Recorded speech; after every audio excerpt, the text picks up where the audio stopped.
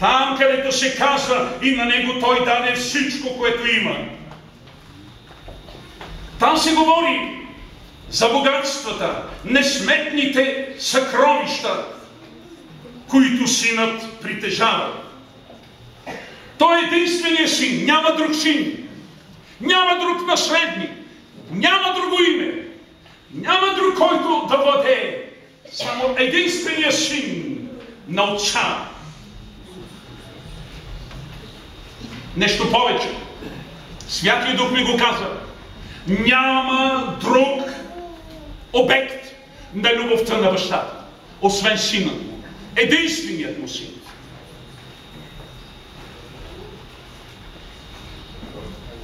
Единственият син. Единородният. Божият син. Исус Христос. Всички събития в Стария и Новия Завет сочат на единствения, неповторимия. Той е, който владее цялата власт и цялото богатство. Всичко. Този, който държи в ръката си всичко.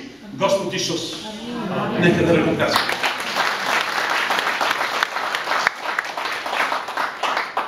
Излишно е да се пояснява за верните и за всички останали. Става ясно, че тук свещените писания предобразно и по един необикновен начин ни представят свидетелството на Святия Дух. В Йоанна 15:26 се казва: и когато дойде Утешителя, когото аз ще ви изпратя от Отца, Духът на истината, който изхожда от Отца, той ще свидетелствува за мен. В Битие 24 глава ни се разкриват характерните черти на Святия Дух, посланническата му дейност, която е свързана и със свидетелството, и всичко това е насочено към Сина. Святия Дух не говори за себе си. Пратеника на бащата не говореше за себе си. Той говореше за Сина. Така и днес Святия Дух не говори за себе си. Той свидетелствува за Сина. Той сочи единствения, съвършеният наследник и единствен жених. Има само един жених. И това е Исус, който е Господ. И накрая резултата. В Битие 24 глава, 58 стих е най-важният момент. След като Ревека, едно красиво девойче, което беше познато в града, където живееше, основното й занятие беше да пасе овцете на баща си, един ден попадна в светлината на пророческото видение. Дойде един странник и каза: аз идвам от името на бащата на един, който трябва да намери своята невяста, и този жених владее цялото богатство на баща си, защото на него се даде. И ти си момичето, което трябва да дойде и да стане съпруга на този мъж. Това беше стресиращо. Има ли тук мали момичета, които още не са омъжени? Ако аз им задам такъв въпрос: тръгни с мен, там те чакат на хиляди мили един мъж и той ще бъде твой съпруг. Сигурно ще кажа: то не, аз не напускам така лесно бащиния си дом. Но кое тропна сърцето на Ревека? Та тя, без да е видяла, без да е разговаряла, без да е контактувала предварително, без да е видяла синът на Авраам, тя никога не го беше видяла. Тя дори не го беше виждала на снимка. Нито по интернет, нито по скайп. Това е вяра. Кажи на човека, който е до тебе: това е вяра. Без да видиш, без да контактуваш, без да разговаряш. Да бъде докоснато сърцето ти. От кое? От кое беше докоснато сърцето на Ревека? От свидетелството. От свидетелството. От свидетелството на пратеника. Кое докосна нашите сърца, за да станем част от църквата, невястата Христова? Свидетелството на Святия Дух. Без Святия Дух сърцата ни остават лени. Святия Дух е главният посредник. Кажи на човека, който е до тебе: Нашите сърца бяха докоснати заради присъствието на Святия Дух. Ето една млада девойка взе решение, защото сърцето й беше докоснато от свидетелството на пратеника. Безспорно това свидетелство на слугата е предобраз на работата на Святия Дух. Тя се отказа от всичко. Тя се отказа от бащин дом. Тя се отказа от стария си занаят да пасе овцете. Тя се отказа от стария си живот. Тя се отказа от приятелките си. Тя се отказа от старите си навици. Тя отиде на друго място, където имаше друг ред, друг закон и други хора. И това не е нищо друго, освен предобраз на новородения и спасения човек, който загърбва света и казва да на Бога.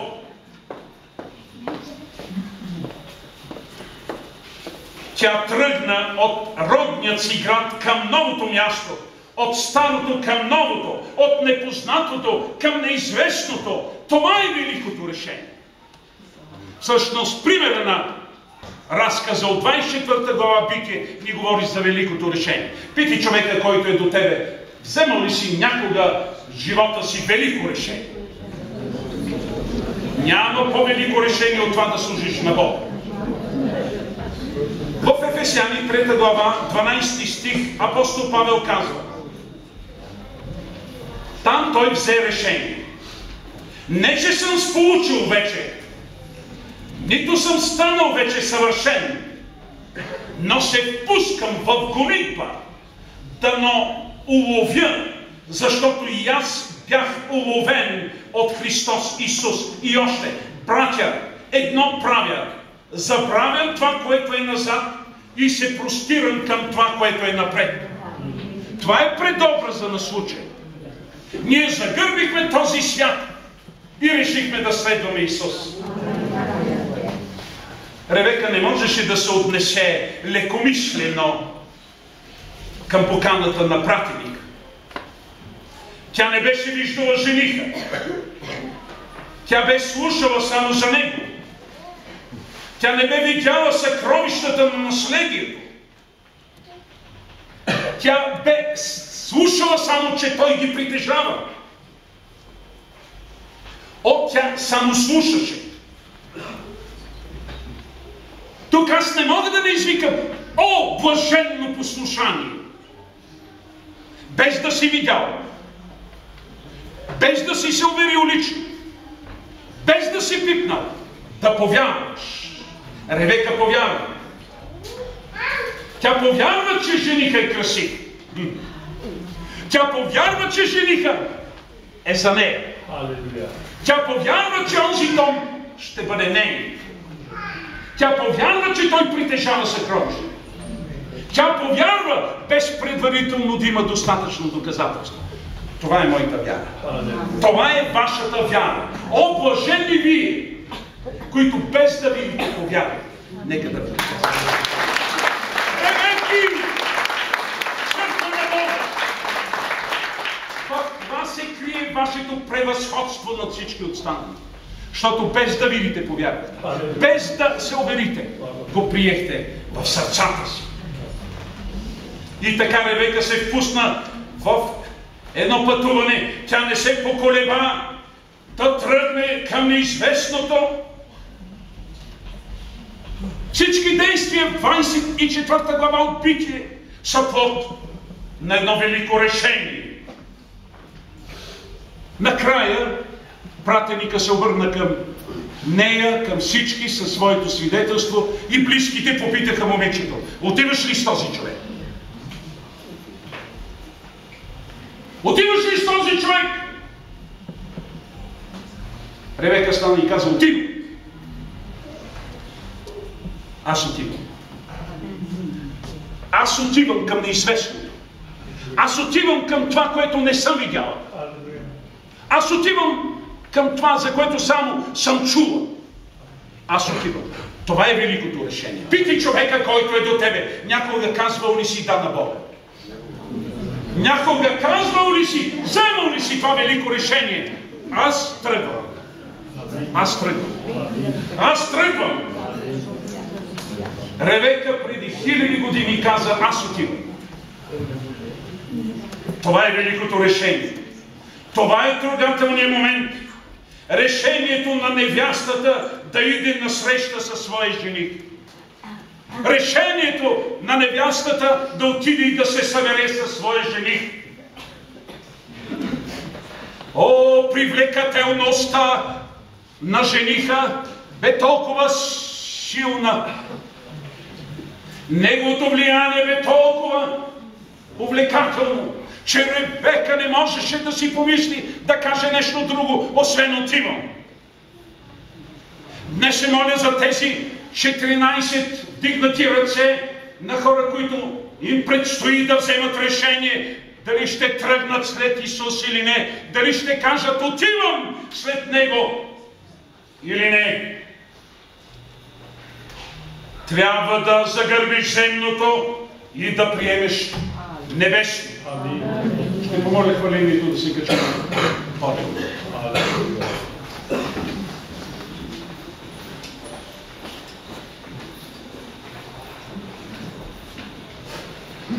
Господи на силите, аз съм дълбоко докоснат от Твоето Слово, което ми дава много невероятно разширяващо се пророческо видение за Твоето действие, което е проектирано в Новия Завет, план, в който фигурирам и аз лично.